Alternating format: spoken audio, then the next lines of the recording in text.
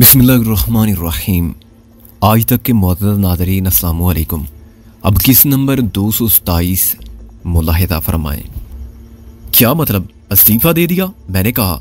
या उन्होंने लात मार के निकाल दिया? उस्ताद डैडी बोला। 1 महीने के लिए कुछ भी समझ लो। गालिब ने कहा। मैंने तो मांगी थी छुट्टी के शादी है। शादी? किसकी शादी? नाजो बोली और हंसने लगी। मेरी। गालिब ने उसे गौर से देख कर कहा और नाजो की हंसी काफूर हो गई। और मालूम है उसके बाद क्या हुआ? एडिटर ने बहुत शोर मचाया कि अखबार क्या मेरा बाप निकालेगा। मैंने कहा कि अखबार क्या बाढ़ में, क्या तुम्हारे अखबार की खातिर मैं कव्वारा मर जाऊं? तो उसने एक फाइल निकाली और मेरे सामने रख दी। ये देखो, जब सितंबर सन 65 की जंग चल रही थी तो तुमने 1 महीने की छुट्टी की थी। ये दूसरी शादी की तुमने 2 साल बाद नवंबर सन 68 में। तीसरी दरख्वास्त में फिर शादी के बहाने तुम 1 माह गैर हाजिर रहे जुलाई सन 68 में, और फिर 2 साल भी नहीं हुए कि फिर शादी। बेवकूफ़ समझते हो मुझे? उल्लू बनाते हो? मैंने कहा कि आपको खुदा ने जो बना दिया सो बना दिया, मेरे समझने से क्या होता है। लेकिन आपको ये बात समझ लेना चाहिए कि ज़रूर शराब मुझे 4 शादियां करने की इजाज़त है, और मैं ये अपना शरीक हक हासिल करने के लिए तुम्हारे सर धड़ की बाजी लगा दूंगा। कहने लगा, अच्छा मैं खुद जाकर देखूंगा कि स्टॉक में 3 बीवियां हैं या नहीं, और चौथी को इस तबाही से बचाने के लिए रास इकदाम करूंगा। मैंने कहा कि चौथी से आप जरूर मिले, आपकी तबीयत साफ हो जाएगी, हाजमा दुरुस्त हो जाएगा, चाल ठीक हो जाएगी और अकलो नजर का फतूर भी दूर हो जाएगा। मगर पहले वाली 3 से आप नहीं मिल सकते। पहली तो अकल से पहले टम्बकटू भाग गई, दूसरी को मैं अकद के बाद खनून लोलू में छोड़कर भाग आया, तीसरी बारात रास्ता भटक गई और गलत जगह पहुंची जहाँ कोई उर्स शरीफ हो रहा था। जब दुल्हन के घर पहुंचे तो उसका निकाह काजी से हो चुका था। सबके हंसते हंसते बुरा हाल हो गया। नाजो पहले तो शर्म से लाल हो गई थी क्योंकि सब उसकी तरफ देखने लगे थे, मगर फिर वो भी समझ गई और उसके लिए हंसी को जब्त करना मुश्किल हो गया। गालिब बिल्कुल संजीदा रहा। तुम लोग बिलावजह खपती मशहूर नहीं होते, डैडी बोला।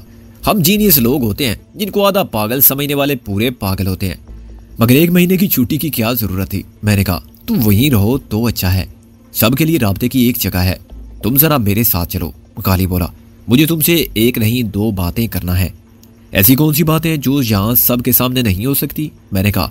उसी वक्त दरवाजे पर दस्तक हुई और मोहसिन अंदर आ गया। उसके हाथ में एक सूट केस था जो उसने नीचे रख दिया और हैरानी से गालिब को देखने लगा। एक बात की जा सकती है सबके सामने, गालिब सोचकर बोला, लेकिन दूसरी बात बेहतर होगा तुम सुनो, इसका ताल्लुक सबसे नहीं है। मोहसिन के हाथ ठंडे हो रहे थे, उसने दोनों हाथ आपस में रगड़ कर फूंक मारी और सबकी सूरत देख कर बैठ गया। कोई गंभीर मसला है? वो बोला। एक मसला वाकई गंभीर है, गालिब बोला। इसी वजह से मुझे फौरन आना पड़ा और ये फैसला भी करना पड़ा कि फिलहाल मैं ऑफिस ना जाऊं। कोई खतरे की बात है? मैंने कहा। हाँ, जब मैं ऑफिस पहुंचा तो मुझे अपनी मेज पर एक लिफाफा मिला। उस पर ना सिर्फ मेरा नाम था, गालिब बोला, किसी को मालूम नहीं था कि वो लिफाफा वहां किसने पहुंचाया। वो डेस्क नीचे है जहाँ पब्लिक अपने मरासले, बयानात, ऐलानात और प्रेस रिलीज वगैरह दे जाती है। सब वहाँ ढेर होते रहते हैं और फिर मुतलका शोबों तक पहुंचा दिए जाते हैं। जाहिर इसमें ज्यादातर फजूल रद्दी होती है, नाम की तंजीमों के बयानात और जाती किस्म के खतूत, बेमकसद ऐलानात, उन्हीं में ये लिफाफा भी होगा। डेस्क पर बैठने वाले को बिल्कुल मालूम नहीं था कि वो कौन लाया था। मेरे नाम जाती किस्म के भी खत आते रहते हैं, मसलन तकरीबात के दावतनामे होते हैं जो ऐसी सादे लिफाफों पर नाम लिख कर पहुंचा दिए जाते हैं। चुनांचे इस लिफाफे को देखकर मैं हैरान ना हुआ ना परेशान, लेकिन मैंने इसे खोल कर पढ़ा तो मुझ पर 14 तबक रोशन हो गए। मुमकिन है 15-16 तबक हो, मुझे गिनने का शौक नहीं था। और वो होशरुबा खत किसका था और अब कहाँ है? मैंने कहा। खत मेरे पास है, गालिब ने कहा, और चौधरी बशीर की तरफ से आया है। यकलक सबको सांप सूंघ गया। कुछ देर तक तो किसी के ज़हन इस संगीन हकीकत को तस्लीम ही नहीं किया और उसे भी गालिब की ज़राफत का नमूना समझा। फिर गालिब की सूरत देखकर आहिस्ता आहिस्ता सब पर आया होने लगा कि यह मजाक की बात नहीं है।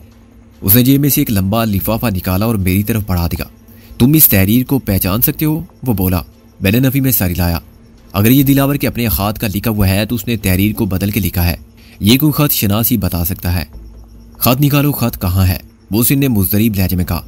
लिफाफे पर तो तुम्हारे नाम के सिवा कोई खतरनाक बात नहीं है।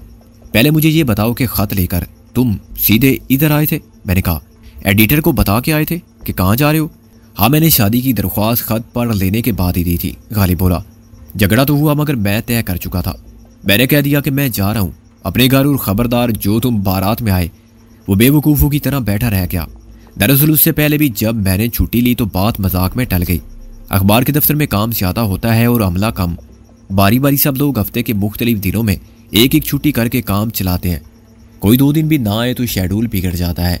एक हफ्ते की रुखसत भी मुश्किल होती है क्योंकि काम दूसरों पर पड़ जाता है। 1 महीने की छुट्टी सिर्फ शादी के लिए मिलती है। चुनाचे सब यही लिख देते हैं और अखबार का जो मालिक है वो मजबूर हो जाता है। एडिटर सब जानता था और इत्तेफाक से एक सब एडिटर पहले ही छुट्टी पर था। चुनाचे उसने गड़बड़ डाली और मुझे झगड़ा करके निकलना पड़ा। ऑफिस में तो मेरा पुराना पता लिखा हुआ है। मुद्दत से किसी का आना नहीं हुआ, ज़रूरत ही नहीं पड़ती। सब बाहर बिल लेते हैं और अपना घर बार ऐसा था भी कहाँ कि किसी की मेज़बानी करें या कोई वहाँ मेहमान हो। अब हो सकते कि कल परसों एडिटर खुद उधर दौड़ लगाए मुझे किसी सूरत वापस ले जाने के लिए। तुम्हारे पास तो फ्लैट था, मैंने कहा। मकबरा टाइप? हाँ, वहाँ कोई और दफन होगा, गालिब बोला।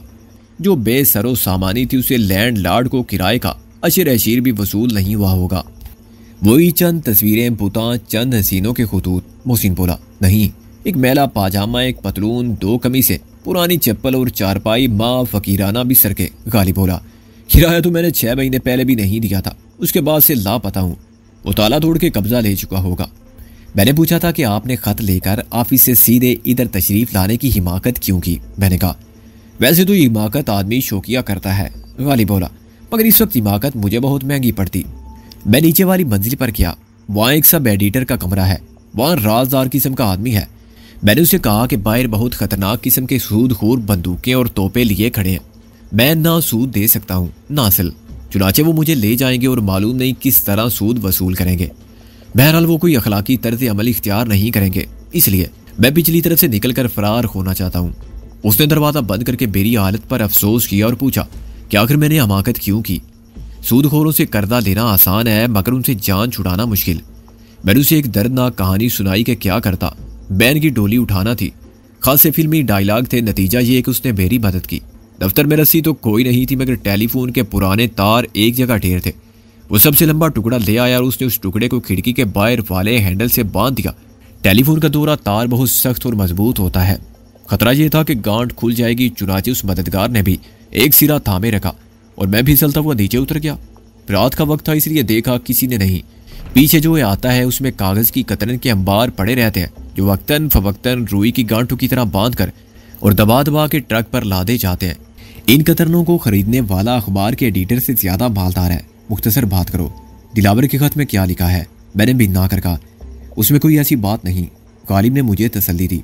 सारी परेशानी की बात यह है कि वो खत मेरे पास क्यों आया। मैं तो आज बाल बाल बच गया। यकीनन सदर दरवाजे पर चौधरी दिलावर का कोई शिकारी कुत्ता खड़ा हुआ होगा। इस वक्त भी उसे मुझे अंदर जाते देखा होगा और ये इत्मीनान भी कर लिया होगा कि इमारत में दाखिल होने और बाहर आने का सिर्फ एक ही रास्ता है। पीछे से निकलने में भी इन कागजों की कतरनों ने बचा लिया, वरना मैं दिल की तरह टूट जाता।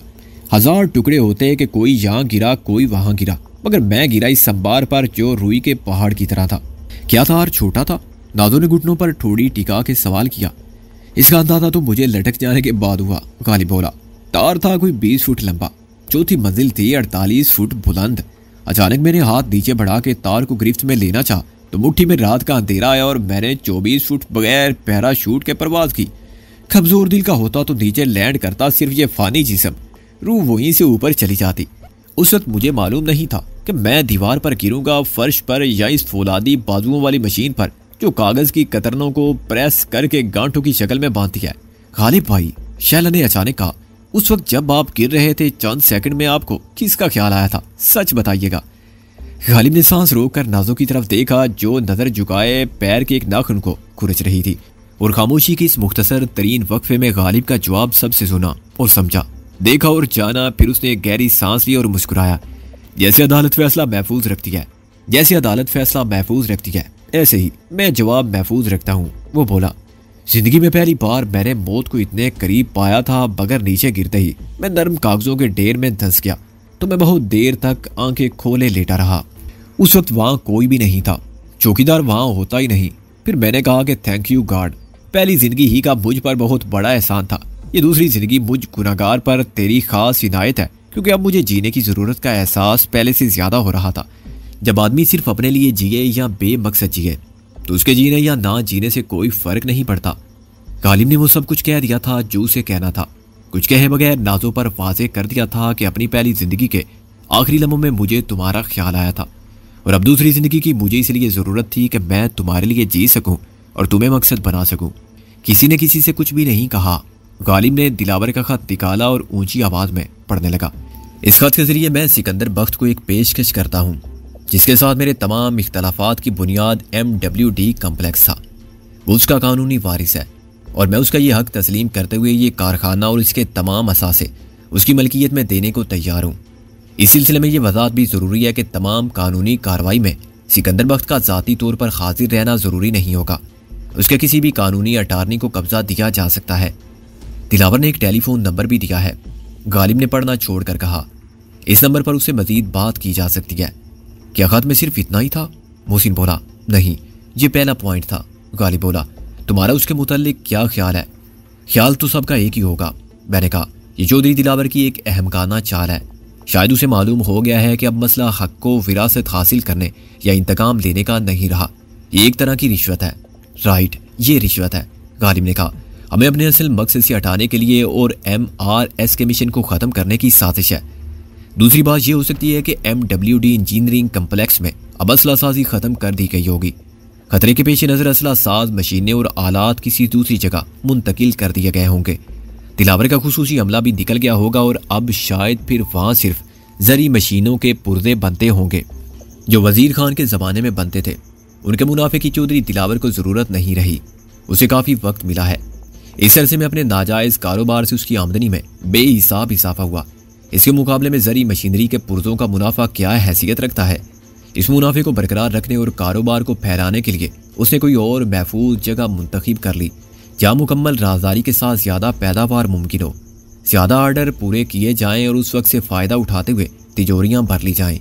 मशरकी पाकिस्तान में अलहदगी पसंदी का रुझान बढ़ रहा है और वहाँ तकरीबकार ज़्यादा सरगर्म अमल हो गए हैं। उनकी पुष्टपनाही करने वाले इंडियन एजेंट भी ज़्यादा फ़ाल हैं। उन्होंने अपना जाल ज़्यादा मुनज़्ज़म तरीके से फैला दिया होगा और मुमकिन है वही अब चौधरी दिलावर के मुशीर हों जिन्होंने उसे समझाया हो कि लानत भेजो इस झगड़े पर जो MWD इंजीनियरिंग कम्प्लेक्स की वजह से शुरू हुआ। अपनी आर्डिनेंस फैक्ट्री किसी नई और खुफिया जगह पर कायम करो, बेहतर मशीनरी लगाओ और ज़्यादा माल फराहम करो। ये पुराना कारखाना इस शरपसंद सिकंदर के हवाले कर दो। उनके नुक्ते नज़र से तो बै शरपसंद ही हुआ ना, ताकि दुनिया देख ले कि वहाँ कुछ भी नहीं है। चौधरी दिलावर की पोजीशन क्लियर हो जाए और उसे कोई खतरा ना रहे, बल्कि उसकी शराफत की दाग बैठ जाए। मैं इस ख्याल से 100% इत्तफाक करता हूँ। मोहसिन बोला, मैं भी, क्योंकि आगे जो कुछ है वो उसकी तायद करता है। गालिब ने कहा, मुलाहिजा हो पैराग्राफ नंबर 2। सिकंदर के वालिद को कारोबार से बेदखल करने का जिम्मेदार बीर शराफत अली था। ताहम उसे जितनी ज़हनी अज़ियत सिकंदर बख्त को मिली और जितना माली नुकसान हुआ मैं उसकी तलाफी करने के लिए भी तैयार हूँ और ये सिकंदर बख्त पर छोड़ता हूँ कि वो कितना हरजाना तलब करता है। किसी अदालती कार्रवाई के बगैर ये रकम मैं उसे अपने हिसाब से देने को तैयार हूँ। इस सिलसिले में यह वजाहत भी ज़रूरी है कि बीर शराफत अली को कत्ल करने वाला उस्ताद पीटरू था, जिसने ये कत्ल बेरे इमा पर नहीं डी सिल्वा के कहने पर किया था। डी सिल्वा अब दुनिया में मौजूद नहीं, वरना इसकी तस्दीक करता, लेकिन उस्ताद पीटरू को सिकंदर बख्त के हवाले किया जा सकता है और वो चाहे तो उसे वजीर खान के कत्ल का इंतकाम खुद ले सकता है। उस्ताद पीटरू ही ये बता सकता है कि वजीर खान को अब कहाँ दफन किया गया है। सिकंदर बख्त को इसके बाद मुझसे कोई गिला नहीं रहना चाहिए। यकलख्त इतनी ने कि मैंने अंसकर कहा, सारी गलतियों को एतराफ़ करना और तमाम गुनाहों का कफ़ारा अदा करने पर रजामंदी, क्या वाकई दिलावर की फितरत में ये इनकलाब आ गया है? ये तो कोई गैर मामूली बात नहीं है। मोहसिन बोला, बहुत से लोग जिंदगी के किसी मरहले में या किसी हादसे के बायस अचानक गुमराही के रास्ते से हटकर सिराते मुस्तकीम पर आ गए, मुत्तकी और परहेजगार बन गए और गुनाह की जिंदगी छोड़ दी। लेकिन चौधरी दिलावर शैतान है। शैतान ढोंग तो रचा सकता है मगर ताइब नहीं हो सकता। हाँ, ये भी ड्रामा है। मैंने कहा, वो शुरू से ड्रामाई अंदाज में खैर बात कहने का आदी रहा है। इस मरतबा ड्रामे की पेशकश का अंदाज मुख्तलिफ है। जाहिर है यह किया जा रहा है कि उसके और पीडरू के दरमियान इख्तलाफात पैदा हो चुके हैं। कारोबारी रकाबत या पीडरू की सरकशी के बायस वो पीडरू का दुश्मन हो गया है और अब उसे मेरे हाथों ख़त्म कराना चाहता है। दिलावर को यकीन होगा कि हम उसका यही मतलब निकालेंगे, जबकि हकीकत इसके बरक्स होगी।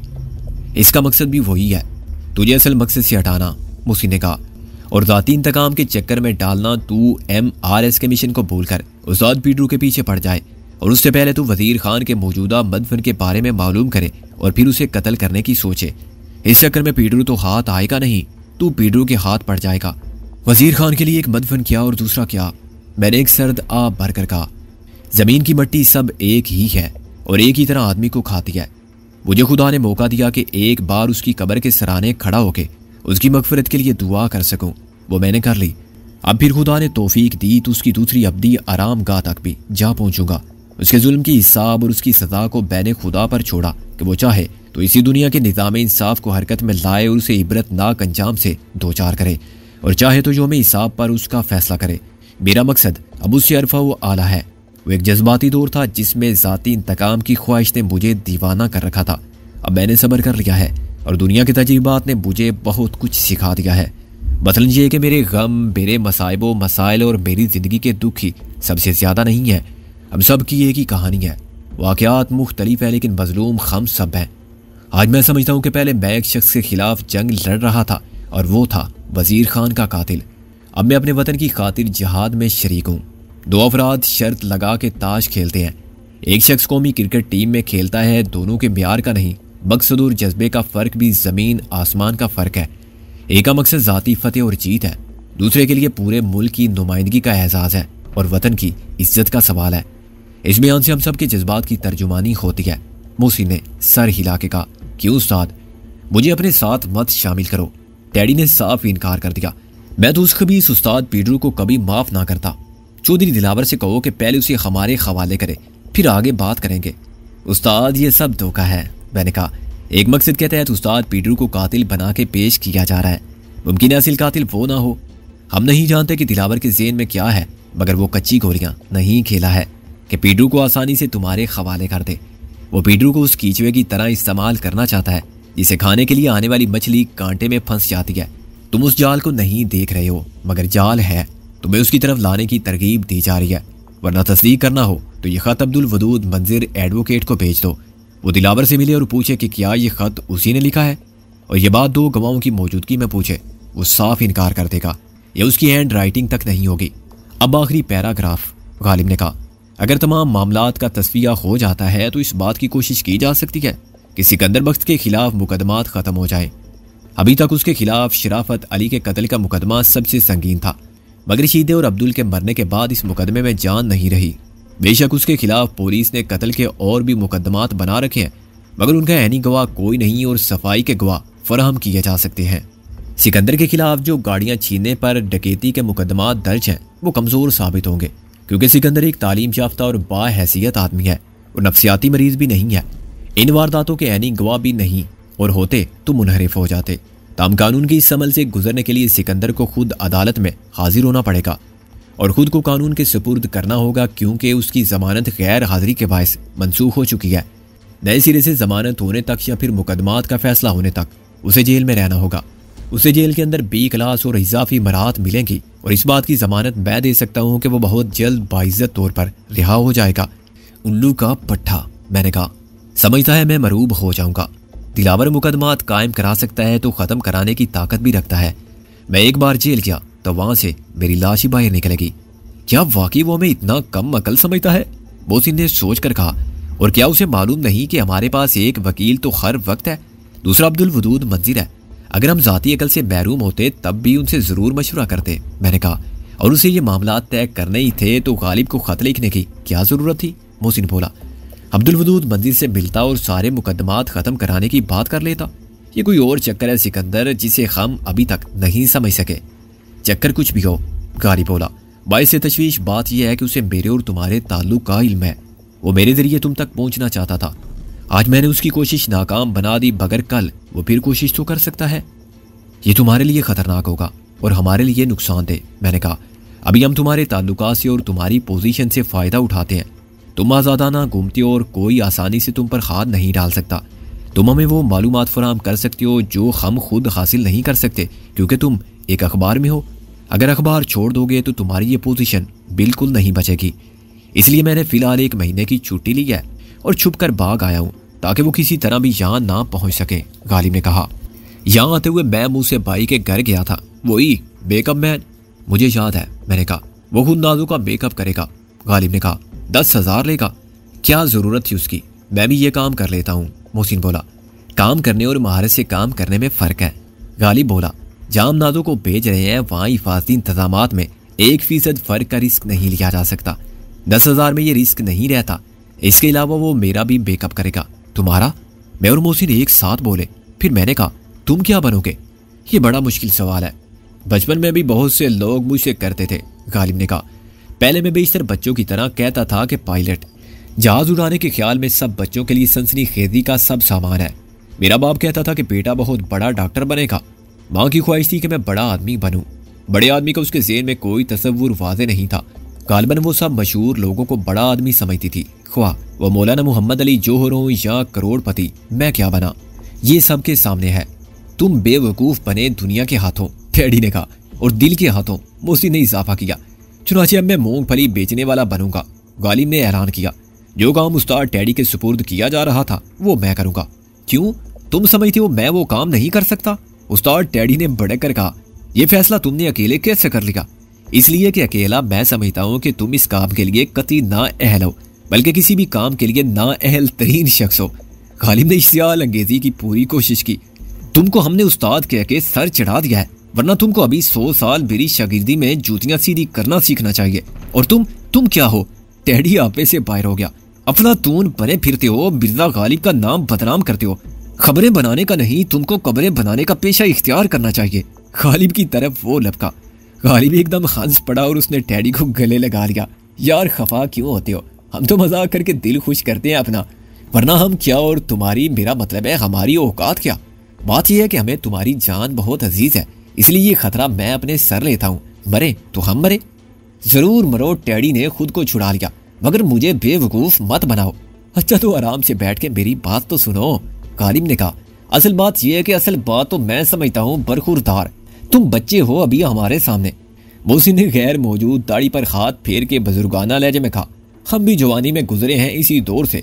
सहरा की खाक छानना, जुए शेर लाना या मूंगफली बेचना, सब एक ही सिलसिला है। तुझे वहां बैठ के जूते भी गांठने पड़ते तो गांठ था।